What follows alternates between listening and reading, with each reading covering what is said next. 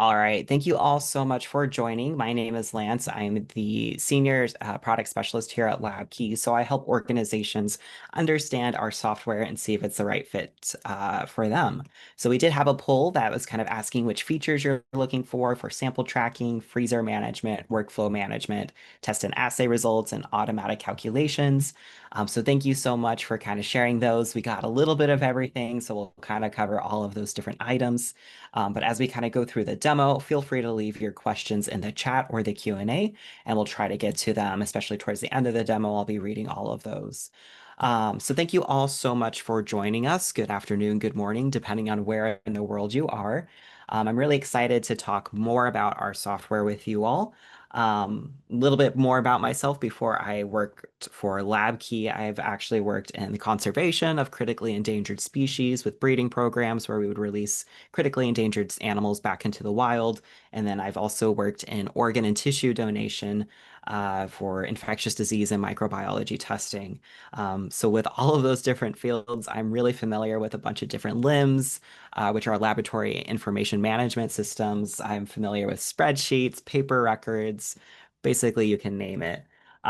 So I'm really excited about our sample manager and our LIMS product because they really make tracking your critical data very easy to do, and it makes sure that everything's kind of streamlined. So it takes a lot of the good pieces of all those different data capture systems and improves on them, and then improves on what might be weaker in those other systems. So I'm really excited to be sharing that with you today. So today, hopefully you can see my screen. If you can't see it, you might have a tab on the top of your Zoom window that would be able to share it. So make sure you can see that, but we'll kind of walk through who LabKey is as an organization, and then we're going to be looking at the software itself. And of course, if you have questions, leave them in the chat or the Q&A. So LabKey started over 20 years ago with part of the Fred Hutch Cancer Research Center here in Seattle, Washington of the United States. Since then, we've grown and we've partnered with everyone, a bunch of different organizations around the world, including places like Australia, Europe, Canada, a bunch of different countries. And with our partnerships, we work very closely with everyone to make sure that they have the support that they need. So we help to onboard our clients, we help implement new systems, importing historical data, and training new users. And then after implementation, we work closely with them to make sure that they have customer support. We're taking their feedback to continuously grow our product. And with all of those years of experience, a lot of us being scientists in past lives, we really have that expertise for scientific data management. So we really look forward to working with a lot of folks in a variety of fields of science. With Sample Manager specifically, which is the software we're going to be focusing on today, we focus our data on three main pillars. So that's our data integrity. We want to make sure that the data we're entering into the system is accurate. So if you're entering in a collection date for whenever you've collected the sample, it should always be a date field, right? It shouldn't be a text field, which is something we often see with our Excel spreadsheets. You have some random data in there and makes it really messy.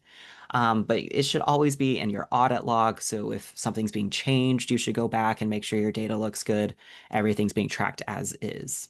And that kind of goes to our sample traceability. So not only should we be tracking what data changes are being made to samples, but you should be able to know exactly where they are in storage, down to the very location inside of a box. You should be able to track their lineage. Where did the sample come from? What child samples does it have? What test results does it have? And then you should track where it is in its life cycle. Is it available? Is it consumed? Is it locked for a QC review? How much of that sample is remaining? We make it really easy to keep track of all of those things. And then our system's also very flexible. So we have a couple of instances up on screen that we're going to kind of go into a little bit. We're going to see how we can help or look at different data structures for mining, for clinical operations, for working with mice. So we have a lot of different ways that we can capture data. They're just names for things. We can have as many different sample types, as many different data fields, so we can make sure that we're really adjusting to the way you capture data and you don't have to adjust the way you capture data to our system.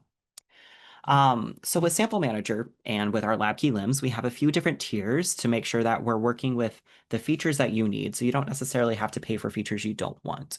So we have our Sample Manager starter tier, which is the very basics, where you're tracking where your samples are in storage, you're tracking the metadata around those samples, where they're coming from, and the data related to those samples. And then you have an audit trail to kind of keep track of what changes are being made. So something very basic. You get a little bit more advanced with Sample Manager Professional, and this includes manual workflows. So you're going through a step-by-step SOP. It has calculated columns, so you're calculating concentrations, doing some quality control checks, calculating when something will expire based off of the sample type you're using. We have manual assay data management, so you're tracking your test results. You have ELNs or electronic lab notebooks, so you can keep track of your experimental notes, replace paper records, and kind of have electronic signatures there. When you go up to our lab key limbs, we start working on more automation. So we're going to kind of be guiding you more through that workflow process. But then we also have plate management. If we're using well plates, we have visualization tools to create charts and graphs and different visualizations. And then we have LabKey LIMS Enterprise, which is again upgraded to have a bit more, where we have database integrations, analytics integrations, visualization integrations, and developer tools. So it gets really powerful really fast. So we work with you very closely to make sure we're at the right tier and you're getting the features that you need to be successful. So today we're going to be really looking at Sample Manager Starter and Professional. We'll take a little bit look at LIMS, but we're going to be focusing on these two. And again, if you have questions, feel free to leave them in the chat or in the Q&A. So to start with, I want to kind of show how our data structures work within Sample Manager. So I have a couple of instances that we're going to be going through today. And we'll kind of start with our mining operations, and then we're going to end up here with kind of more of our clinical base. So we kind of divide our data into a few different segments. We have our source types, which is where samples are coming from. So we can see here we have like a mine and some drill holes. We have sample types, so we're really kind of having drill cores, composites, pulps, and then our different assays. So these are kind of unfamiliar for those in life science. I know that's, a little bit unfamiliar for me, but this just kind of shows how flexible we are with our system. And then if we start getting into our clinical base, this might be familiar if you go to a doctor's office, you're going to be a subject or a participant or a patient. You're going to be giving some blood samples. Those blood samples might be broken down into like serum or plasma. And then maybe they're going to be running some tests on those samples and they need a way to store them. So this is how we're kind of storing our samples and how we can be very flexible.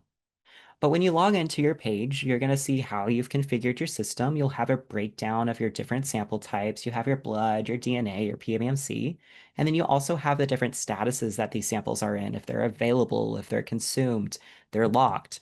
All of this right here is configurable to match the actual language that you're using in your laboratory. Then we have our different storage locations. So these are the boxes or the racks or the bags that you're adding your samples to. And this is a dynamic list. So this is going to be changing all the time depending on what your lab staff is doing, what boxes they're grabbing. So you can quickly go to the box you just added samples to, add some more, check them out, do whatever it is that you need to do with them. On the right, these are my workflow tasks. So these are jobs that have been assigned to myself. So I know I have some samples I need to work with, and I have a series of tasks I need to do with them. And I can also see that I have a due date. Apparently, I'm not a very good worker because this was due back in March and I still haven't completed it. So maybe I should probably get on that. Then we have our notebooks. So these are our electronic lab records. So these are having our experimental notes or replacing those paper records. I could quickly get to whatever it is that I have last updated.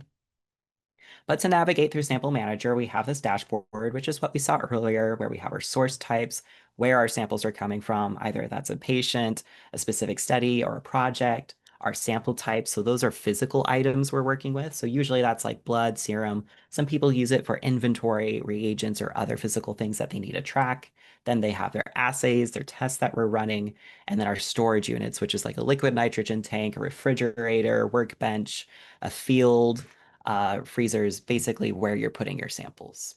We can also partition data through folders. So if some people need access to samples in Project Alpha, but they shouldn't have access to samples in Project Beta, this is how we can partition our data to make sure users only have access to samples that they have permission to see. They can be assigned to multiple folders, or they can just be assigned one folder. Really, it's very flexible depending on what your needs are. Then there's our workflows, which is our tasks, our pick lists, our list of samples we need to keep track of, and then there's our notebooks. So this is a great way to navigate throughout the system. For right now, let's go ahead and look at our blood samples, right? Let's pretend we're at a doctor. We just gave some blood, or maybe you're taking it from a patient or an organism. Here I can see all of the information that's related to our blood samples. And these columns are something that I've said are important for us to capture. I can have as many or as few data fields as I need.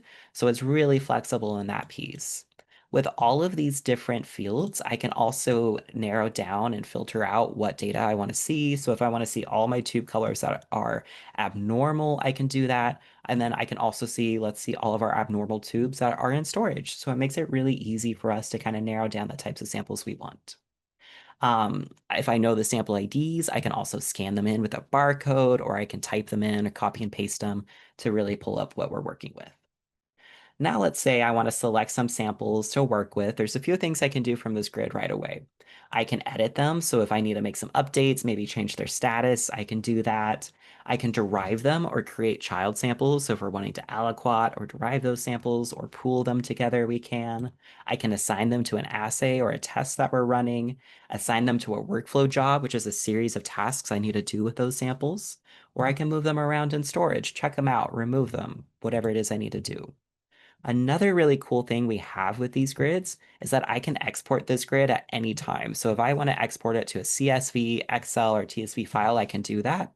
And I can customize the information that would be visible in those specific grid views. So if I need to ship samples out to a client, I can do that, and they'd only have the information that they should be able to see because I was able to customize which data fields are visible for them. So it makes it really easy when you're shipping samples off for an electronic manifest. But now let's go ahead and look up one of my favorite samples because I know it has a lot of information in it for these demos, blood 4733. So I just typed in the sample ID, and I'm going to go ahead and click on it. When I click on it, it's going to bring me some more information on that sample. I can see where it is in storage, like I could see from my grid view. I can see how many aliquots it has and how many of those are available and the total amount that's available across all of them. I can see what notebooks is referencing this specific sample because all of our data is going to be interconnected, and then I can see all of the details related to the sample. One thing that's really cool with Sample Manager is that we also have a visualization of how a sample is related to everything else in the laboratory. So I can see that this specific blood sample was drawn from this specific mouse and that this specific mouse is part of this study. I can also see what child samples it has. So I can see that this blood sample has 5 blood aliquots, which are basically kind of copies or clones of that sample. They have the same information. But then I can also see that this sample was derived into a PBMC sample type, and then it was also derived into a DNA sample type. So we keep very close uh, records of how everything's related. I can also click on other areas of this specific kind of lineage view to get more information. So if I want to see what this mouse is doing, I can see what strain it has, its sex, its date of birth, whatever it is that I need to do. I can also double click on it, and it's going to show me all of the samples that came from this mouse. Of course, if you have a study with a lot of samples, or in this case, you have a super mouse that has a lot of samples, this view might not be so useful. But if you click the samples tab, we're going to show you every single sample that is part of that specific mouse. So it makes it a bit easier to digest. You can view these grid views, get more details of what's going on with these samples, and just makes it easier to work with. You might also notice we have an assays tab. So on this mouse view, as well as those sample views we saw earlier, you can click on this assays view, and it's going to show me all of the different test results across all of the different samples from this specific mouse. So if you're wanting to track how things may be changing for a patient over time, maybe is your medication working? Are their values going up? Are they going down? You can kind of see that here. It might also be good to see, is my instrument having issues? Like this white blood cell count seems really, really high. Maybe there's an issue that we need to address. So it makes it really easy to kind of see those different patterns within the system. Going back to my sample, we also have a sample-centric timeline. So this is our sample-centric audit log. So usually one sample goes missing from storage. You need to do some investigating. And this is an abnormally large audit log because I'm always using this for our demos. But you can see we track everything from the moment a sample's registered all the way to when we consume it. So you can kind of click on these samples to see what's changing. So for here, I can see I updated the sample back in 2023. It was for my demo, and I changed the amount of the sample from 49.5 to 49.4. So I just took a tenth of a mil. So this is keeping very close track of everything that's happening. After you consume it, you can still go back in for an audit that happens 5 years in the future. You can see what changes were made. So it's very nice to do that. And we do also have a system-wide audit log kind of under this gear icon. So if you do need to see everything that's happening in the lab across all your samples, you also have that option. But for right now, let's go ahead and look at where a sample is in storage. I always like this view. I think it's very useful, especially if I'm looking at my box. I can look on, I'll just go out. There we go. Sorry, my internet was unstable for just a moment, so hopefully I didn't cut out too much.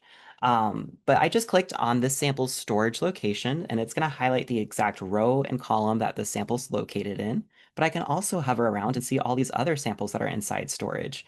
And I can also see some more identifying fields. So I can see just hovering over this that this is my blood sample. It came from a specific mouse and it was drawn on a specific date. And if I have my tube type, it'll also populate. So we have more context of what it is we're working with because sometimes this ID is just not telling me what it is I have. I want some more information. So within this box view, as well as that sample grid that we saw earlier, I can select whichever samples I want, either multiple, all of them all at once, or one at a time. And then I can check them out, move them around, remove them from storage, or add them to a workflow job. So right now, let's just go ahead and remove a sample from storage. So I'm doing this for my demo. This is going to go into my audit log that we saw earlier. And when I check them out, I can see that this is now highlighted pink because we're reserving this. We're assuming you're going to put the sample back into this location after you're done with whatever it is that you're doing. If you want to free that space up, you just move it to like a workbench or you remove it from storage altogether. But let's say I'm done doing whatever it is that I'm doing. I'm going to go ahead and check the sample back in, and it's going to ask me how much I used whenever I checked it out. So let's say I've used 10 mils. We can kind of see back here we have 50 mils, and it's going to ask if we want to increment that free stock count. So I'm just going to go ahead and do that really fast. I'm saying I'm doing this for my demo. When I check it back in, you can see it reduced the amount from 50 mils to 40 mils, and it increased our free stock count to 1. So we have real-time updates of what's going on in the lab, because nothing's more annoying than pulling an empty vial and be like, well, there's nothing in here. That sucks. But another really cool thing that really makes life easier in the lab is when you're trying to check samples in or move them around, we're going to show you where you have free space, right? There's nothing more annoying than opening freezer after freezer after freezer, trying to find a box that has space for my samples. Instead, I can just see, okay, this freezer has free space, the shelf has free space, this rack has free space. Hey, this box is free. I'm going to go ahead and add it to those box. If I know what box I have, maybe it's already out in front of me, I can also type in that box ID and it'll populate here. Next, I'm going to just select the position I want to add that sample to. We're going to automatically default to the first available location. So if I had more than one sample, it would add it here and then here and then here. But if I want to manually change it, I can do that. If I have a scanner, maybe my samples are in a weird order by their IDs, I can just scan them in right here. Easy, good to go. I'll move that sample to that location, and you can now see it's checked in here. So our storage is very customizable. You can have whatever size boxes you want, 9 by 9, 10 by 10, 8 by 4. And if you don't care about the exact location, like these samples are here, we also have a concept of bags, which just means I know it's on this shelf, but I don't care about the exact location. That's fine. We can also support that. And then our freezers can also be configured to have as many different shelves, racks, drawers, whatever language you're using. So we're actually looking like what your freezers look like in the laboratory. So as we go into, let's look at our jobs list. This is a great way for us to keep track of our SOPs kind of step by step. And with these jobs, we can associate different assays with them. So this specifically has our CBC assay, our chemistry assay, and our nutrients assay. So we can see I have a lot of these steps I need to follow. We also can assign specific task owners to each step. So maybe I'm signed off on running a CBC assay, but I'm not signed off on chemistry. That's fine. You can have two different users assigned to those tasks. You can also assign groups or individuals to a notify list. So when a task is created, they'll be notified about that job and they'll be notified about it as it kind of progresses. And then it'll also kind of be on their homepage of Sample Manager. You can also have job details associated with these workflows. So a lot of the time, a lot of our clients are going to be shipping out samples. They need to track what the airway bill is, who the courier is, any comments or information that they might have. They can have that with those job details. This information is then going to automatically be associated with the samples that are part of this workflow. So if I'm kind of running through this, I can check on where my samples are. If they're checked into storage, I'd be able to see where all of those are, pull them from my freezer, And then I can go through my tasks and complete those different steps. So maybe I'm running to run my chemistry assay for this. I'm going to go ahead and import my run. It's going to have these different data fields that we have for our chemistries, and it's dividing it into a couple of different areas. We have our run details, which is what's going to be the same across all my samples. Usually that's something like an instrument or an operator, and then it's going to have individual results for all those samples. And we can either add it manually through a spreadsheet or through an API if we want to communicate with other systems to kind of enter it in a tabular format. So I can go ahead and import those results and then it'd be associated with those specific samples. And then I could proceed to my next task within my workflow. So it's keeping very close tabs on everything that's going on with these samples. I can go to those workflow, check on the CBC or the chemistry results that we have, and kind of go from there. Another thing that I always like to show is like, okay, we have all of our data in, they're checked into storage, we have our assays, all of those details are in. We have a great way to actually search through all of our data, and that's our sample finder. So sample finder is going to be searching through all of our samples for basically anything from its ancestors, where that sample is coming from, or from like assay results. Maybe we're looking for samples that had values outside of a certain range, or maybe we're looking for samples that came from a patient that has deconsented, so we could quickly lock those or dispose of them from storage.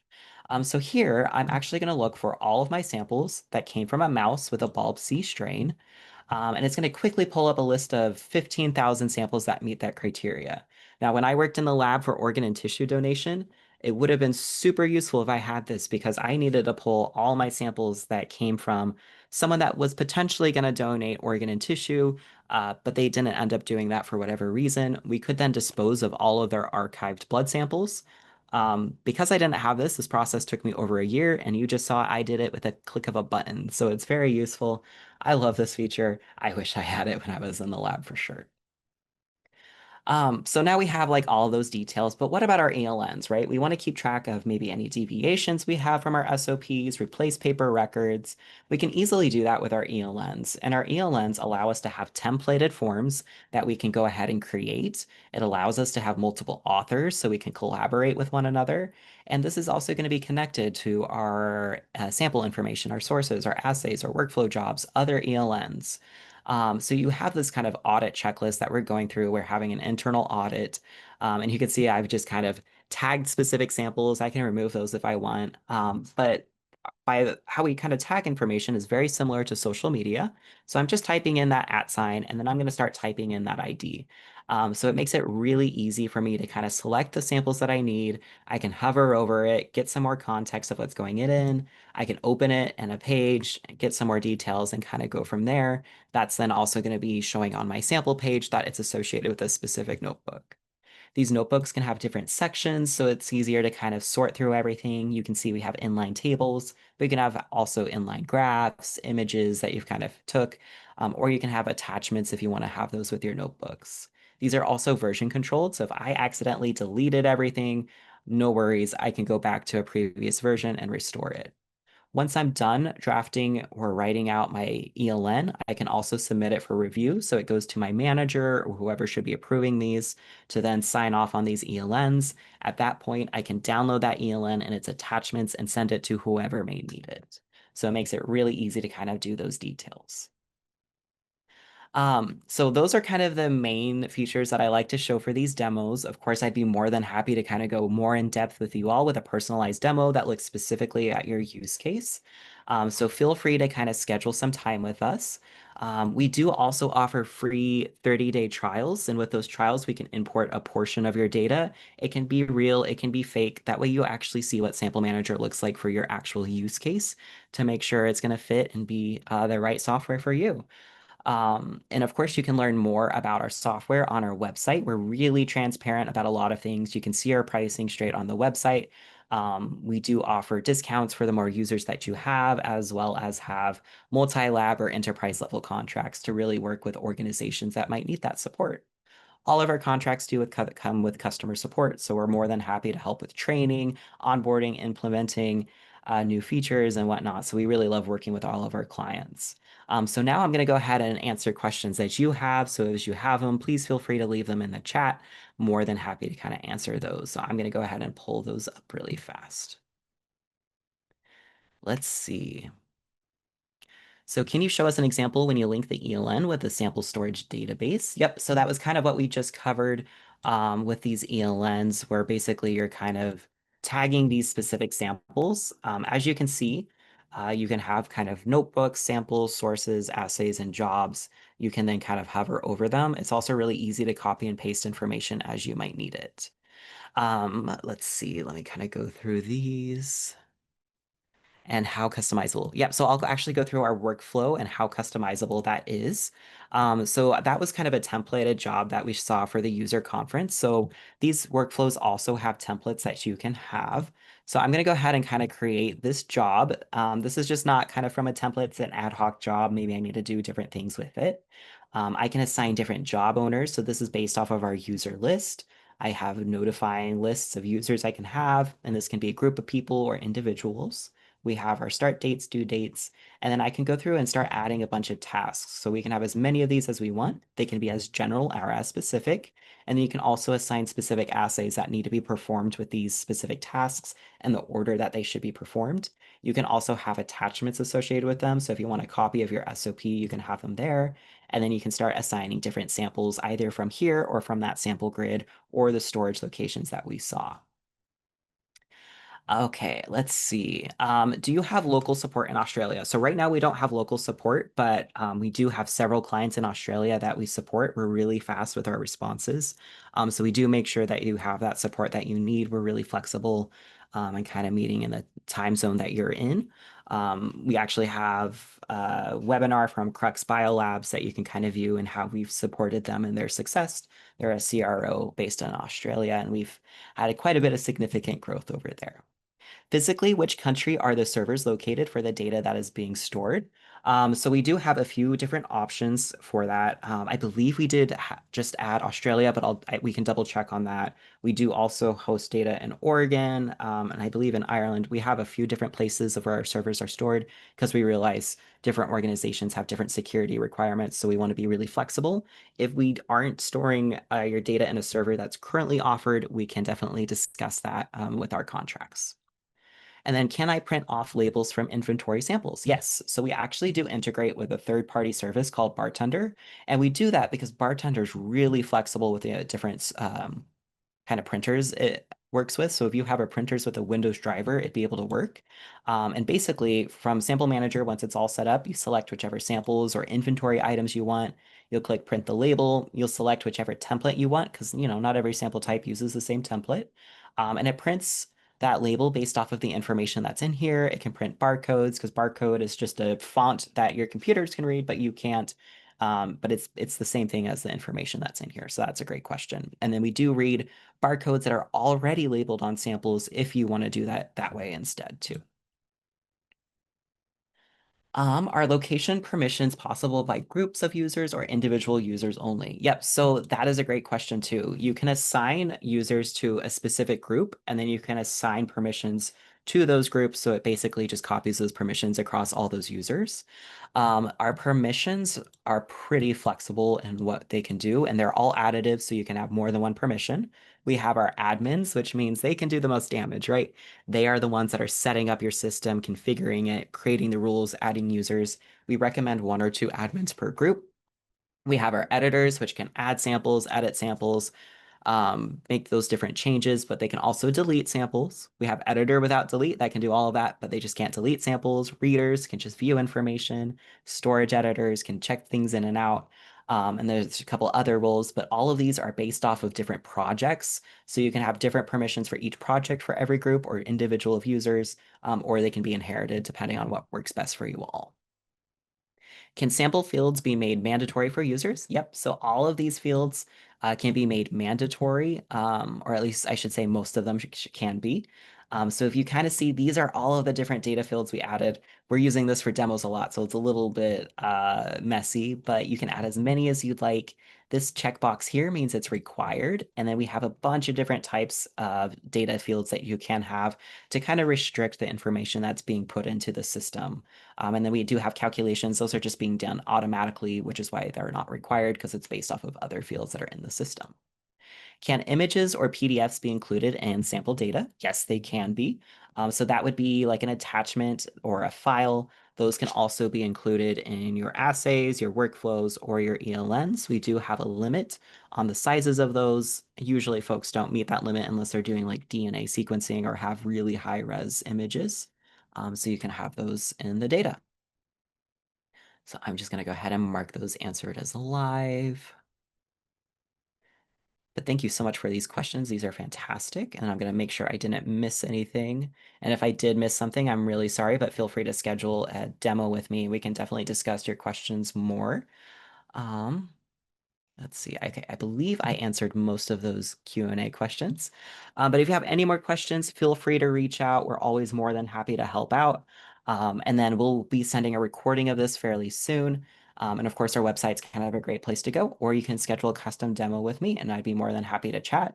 If you don't see a time for a demo that works for you all, because I know our time zones can be a little bit different, always feel free to email me and we can work something out. I'm going to put my email in the chat. So you can kind of see that there because I want to make sure you do have that because I know sometimes my calendar doesn't look available for folks in Australia. But it's just lancel@labkey.com. So feel free to email me if you don't see a time that works for you.